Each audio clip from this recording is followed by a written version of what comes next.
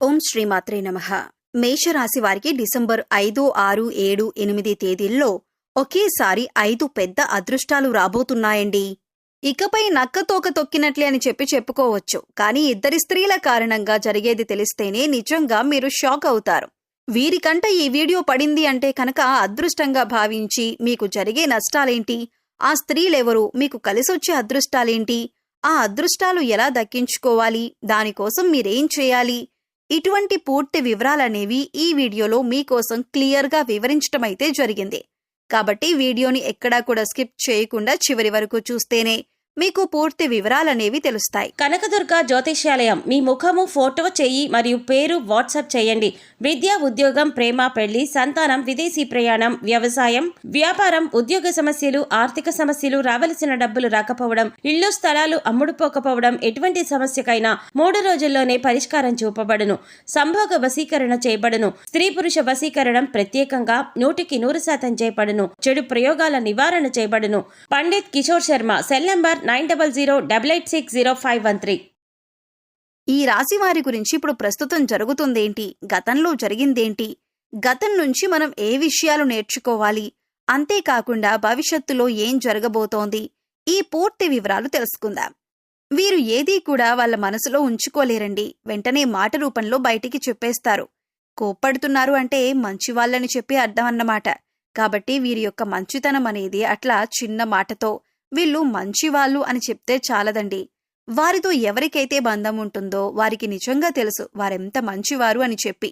వాళ్ళకి కోపం, ఆవేశం ఎందుకు వస్తుందంటే ఎంత కష్టపడినా కూడా చేతిలో ధనం అనేది కాస్త తక్కువగా నిలబడుతుంది. ఒక్క మాట గుర్తుంచుకోండి, మన సంతోషం మనలోనే ఉంటుంది. ఈశ్వరుడు మనలోనే ఉన్నాడు. ఎప్పుడూ దూరపు కొండలు నునుపు అని చెప్పి మన ఇంటి పక్కన ఉన్న గుడికి వెళ్లకుండా ఎక్కడో ఒక శ్రీశైలానికి, ఎక్కడో కాశీకి వెళ్లి మొక్కాల్సిన అవసరం లేదు. మన ఇంటి పక్కన లేదంటే మన ఇంట్లో ఉండే దేవుడికి మొక్కినా కూడా అదే పుణ్యం వస్తుంది.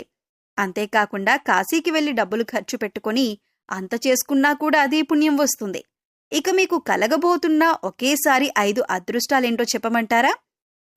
ఫస్ట్ అదృష్టం వచ్చేసి మీరు మీ యొక్క వ్యక్తిగతమైన మార్పుని మీరు మార్చుకోవాలి అనుకుంటున్నారు. ఇది మొదటి అదృష్టం. అనవసరమైన విషయాల నుంచి నేను బయటపడాలి, నా మనసుని ప్రశాంతంగా ఉంచుకోవాలి అనుకుంటున్నారు, నేను ఆనందంగా గడపాలి అనుకుంటున్నారని చెప్పి మీలో మీరు ఒక కొత్త మార్పుని తెచ్చుకోవాలి అనుకుంటున్నారు. ఈ మార్పు రావటం దైవ సంకల్పం. అది మీరనుకుంటే వచ్చేది కాదు, భగవంతుడు అనుకుంటే వచ్చేది. అలా భగవంతుడు అనుకున్నారంటే కనుక ఆ యొక్క ఈశ్వరుని అనుగ్రహం మీ మీద పడిందని చెప్పి అర్థం. ఎంతకంటే అదృష్టం ఏముంటుంది చెప్పండి? ఇది మొదటి అదృష్టం. రెండవది ఆరోగ్యమే మహాభాగ్యం అంటారు మన పెద్దలు. ఎందుకంటే ఒక్క ఆరోగ్యం ఉండి మనసు ప్రశాంతంగా ఉంటే మనిషి శరీరపరంగా అన్ని అవయవాలు కూడా కరెక్ట్గా పనిచేస్తున్నప్పుడు డబ్బేముందండి, ఆటోమేటిక్గా డబ్బు సంపాదించుకోవచ్చు. ఆరోగ్యం బాలేకపోతే మనం డబ్బును సంపాదించలేం, కానీ ఆరోగ్యం బాగుంటే డబ్బును సంపాదించుకోవచ్చు. కాబట్టి ఆ యొక్క ఆరోగ్యం అనేది మీకు కలగబోతుంది. గత కొన్ని నెలల నుంచి కానీ కొంత గ్యాస్ట్రిక్ ప్రాబ్లం తోటి, కొంచెం మానసికమైన ఒత్తిడితోటి, అనవసరమైన టెన్షన్స్ తోటి, కొన్ని భయాలతోటి, కొంత అంటే శారీరకంగా కొన్ని ఒళ్ళు నొప్పులు, కొంచెం చేతులు కాళ్ళు తిమ్మురులుగా అనిపించటం, ఇటువంటి సమస్యలతోటి మీరు బాధపడుతున్నారు. ఈ సమస్యల నుంచి మీకు రిలీఫ్ అనేది దొరకబోతుంది. మీకు హెల్త్ పర్ఫెక్ట్ అవ్వబోతుంది.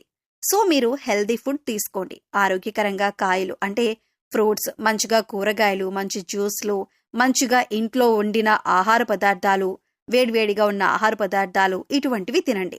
హ్యాపీగా మీకు సెట్ అయిపోతుందన్నమాట. ఇది రెండవ అదృష్టం. ఇక మూడవ అదృష్టం వచ్చేసి మీ యొక్క వృత్తి యందు మీరు లాభాలను చూడబోతున్నారు. ఇంతవరకు కూడా ₹1 పెట్టిన దగ్గర ₹1 మీకు లాభం వచ్చి ఉండొచ్చు. కానీ ఇక నుంచి ₹1 పెట్టిన దగ్గర ₹10 లాభం రాబోతుంది. ఆకస్మిక ధన లాభం రాబోతుంది. కానీ ఇక్కడ మీరు గుర్తుంచుకోవాల్సిన విషయం ఏంటి అంటే కనుక కష్టే ఫలి అన్న మాటను గుర్తుంచుకోండి. ఎంత కష్టపడతారో అంత కష్టానికి తగిన ప్రతిఫలం అనేది వస్తుంది. మీరు కష్టపడకుండా నేను కూర్చుంటే నాకు అనుకూలమైన టైం వచ్చింది కదా, నాకు వచ్చేస్తే డబ్బులు అని చెప్పి అనుకోవద్దు. కష్టపడితేనే మీకు ఆదాయం అనేది వస్తుంది. మీరు ఆశించిన దానికంటే రెట్టింపు వస్తుందన్న విషయాన్ని గుర్తుంచుకోండి. ఇక 4వ అదృష్టం ఏంటి అంటే గనక మీరు మీ యొక్క జీవితంలో ఏదైతే సాధించాలి అని చెప్పి అనుకున్నారో, అంటే ఏ స్థాయి అయితే మీరు కోరుకున్నారో ఆ స్థాయి అనేది మీకు రాబోతున్నదన్నమాట. మీరు మీ యొక్క వృత్తి యందు నాకింత టార్గెట్ ఉంది, ఈ టార్గెట్ని నేను రీచ్ అవ్వాలి. ఇప్పుడు ప్రతి ఒక్కరూ కూడా బిజినెస్లో నేను ఇది రీచ్ అవ్వాలి అని చెప్పి పెట్టుకుంటారు. అలా ఆ టార్గెట్ని అయితే మీరు రీచ్ కాబోతున్నారన్నమాట. అంటే మనం ఎంత చేసినా కూడా మనం కోరుకునే స్పాట్ ఒకటి ఉంటుంది. ఆ కోరుకునే స్పాట్ని చేరుకుంటేనే మనిషి సంతోషంగా ఉండగలుగుతాడు. ఆ స్పాట్ అయితే మీరు చేరుకోగలుగుతున్నారు.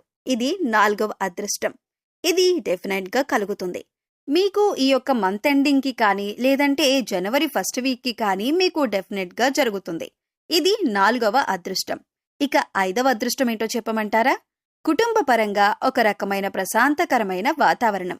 ఇప్పటి వరకు కుటుంబంలో కొన్ని డిస్టర్బెన్స్, ఒకరినొకరు అర్థం చేసుకోకపోవటం, ఒకరి మధ్య ఒకరు గొడవలు, ఒకరికి కోపం వస్తే మరొకరు రెచ్చిపోవటం, ఒకరు రెచ్చగొడితే ఇంకొకరు బాగా ఆవేశంతో ఊగిపోవటం, గొడవలు, చికాకులు, ఇబ్బందులు, సమస్యలు. కుటుంబ పరంగా ఇంటికి వెళ్తే మనశ్శాంతి లేదు. ఇంట్లో ఉన్న వాళ్ళ ఆడవాళ్ళకి కూడా మనశ్శాంతి ఉండదు. ఇటువంటి సమస్యలతోటి ఉన్నవారికి కుటుంబపరమైన వాతావరణం అయితే అనుకూలం కాబోతుంది. అంటే వీరు కూడా అనుకుంటారు, అనవసరంగా ఎందుకొద్దు, ఇది నా కుటుంబం, నేను అల్లరి చేయటం వల్ల కరెక్ట్ కాదు, లేదా వాళ్ళకి కోపం వచ్చినప్పుడు నేనే తగ్గుతాను అని చెప్పి ఇటువంటి నిర్ణయం తీసుకొని ఒక మంచి ప్రశాంతకరమైన పీస్ ఆఫ్ లైఫ్నైతే అనుభవించబోతున్నారు. ఇది చెప్పటానికి చిన్నగా ఉన్నా కూడా అనుభవించే వారికి కష్టం అంటే ఏంటో తెలుస్తుంది. దాని నుంచి బయటపడిన వారికి ఆ సుఖం అంటే ఏంటో తెలుస్తుందన్నమాట. ఇది మీకు జరగబోతుంది. ఈ 5 అదృష్టాలైతే మీకు కలిసి రాబోతున్నాయి. ఈ 5 అదృష్టాలు కూడా మీలో, అలాగే మీ యొక్క మనస్తత్వంలో మార్పు, మీ చుట్టూ ఉండే ఆ యొక్క పరిస్థితుల్లో మార్పు అనేది మీరు చేసుకునే దాన్ని బట్టే ఉంటుంది అన్న పాయింట్ అయితే ఇక్కడ గుర్తుంచుకోండి. ఇవి కనుక మీరు ఆహ్వానించుకోగలిగితే మీ జీవితం ఇక నక్కతోక తొక్కినట్లే. ఎవరు ఏమనుకున్నా కూడా పర్లేదు, మీ జీవితం మాత్రం ఒక అద్భుతాన్ని చూస్తుంది. ఇక 2 స్త్రీల కారణంగా జరిగేదేంటో చెప్పమంటారా? ఈ 2 స్త్రీలు ఎవరో చెప్పమంటారా? ఒకరు రక్త సంబంధం, మరొకరు బయటవారు. వీరేంటి అంటే కనుక మీ ఇంటి మీదే దృష్టి. ఏం చేస్తున్నారు, ఎక్కడికి వెళ్తున్నారు, ఏం కొంటున్నారు, ఏం తెచ్చుకుంటున్నారు, ఇంటికి ఏ వస్తువు తెచ్చుకున్నారు, పిల్లలేం చదువుతున్నారు, వీళ్ళకి ఎంత వస్తుంది ఆదాయం, వీళ్ళ యొక్క పెట్టుబడులేంటి, వీళ్ళకెంత బంగారం ఉంది, ఇలా ప్రతీదీ కూడా మనిషికింత దృష్టి అనేది అవతలి వారి నుంచి వస్తే ఎప్పుడైనా కానీ 10 మంది దగ్గర అప్పున్నా పర్లేదంటండి, 10 మంది ఏడుపులు మాత్రం ఉండకూడదని చెబుతారు. ఆ 10 మంది ఏడుపులు వీరిద్దరే ఏడుస్తున్నారు మీ మీద పడి. కాబట్టి వీరి ఏడుపుల నుంచి జాగ్రత్తగా ఉండాలి. చెప్పాను కదా, ఒక రక్త సంబంధం, ఒకరు బయట వాళ్ళు, అది కూడా స్త్రీలు, అది కూడా మీ ఇంట్లో ఉన్నవారే. ఇంట్లో అంటే మీ ఇంట్లో ఉండేవారు కాదు, మీ యొక్క బంధువుల్లో ఒకరన్నమాట. బయటవారు కూడా కాదు. కాబట్టి ఆ స్త్రీలు ఎవరనేది మీకు గతం తాలూకా యొక్క అనుభవం నేర్పించే ఉంటుంది. ఇప్పటికైనా వారితో జాగ్రత్తగా ఉండండి. ఎటువంటి సంతోషాలు పంచుకోవద్దు. నాకు ఇంత వచ్చింది, అంత వచ్చింది అని చెప్పొద్దు. పొగడ్తలు ఇటువంటివి చెప్పొద్దు. వారు ఏమనుకున్నా పర్లేదు, వారికి దూరంగా ఉండే ప్రయత్నం చేయండి. మీ జీవితం హ్యాపీగా ముందుకు వెళ్ళిపోతుంది. రోజులు హ్యాపీగా గడిచిపోతాయి. సో మేషరాశి వారి గురించి వివరంగా తెలుసుకున్నారు కదా. ఈ వీడియో మీకు నచ్చితే లైక్ చేయండి. మీ ఫ్రెండ్స్ అండ్ ఫ్యామిలీ మెంబర్స్లో మేషరాశి వారు ఎవరైనా ఉంటే వారితో వీడియోని షేర్ చేసుకోండి. అలాగే ఇలాంటి వీడియోస్ మిస్ కాకుండా ఉండాలంటే మన ఛానల్ని ఇప్పుడే సబ్స్క్రైబ్ చేసుకొని పక్కనే ఉన్న బెల్ ఐకాన్ నొక్కి ఆల్ సెలెక్ట్ చేసుకుంటే మేము ఇలాంటి వీడియోస్ అప్లోడ్ చేయగానే ముందుగా మీకు నోటిఫికేషన్ వస్తుంది. మరో చక్కటి వీడియోతో మళ్ళీ కలుద్దామండి. ఓం శ్రీమాత్రే నమః.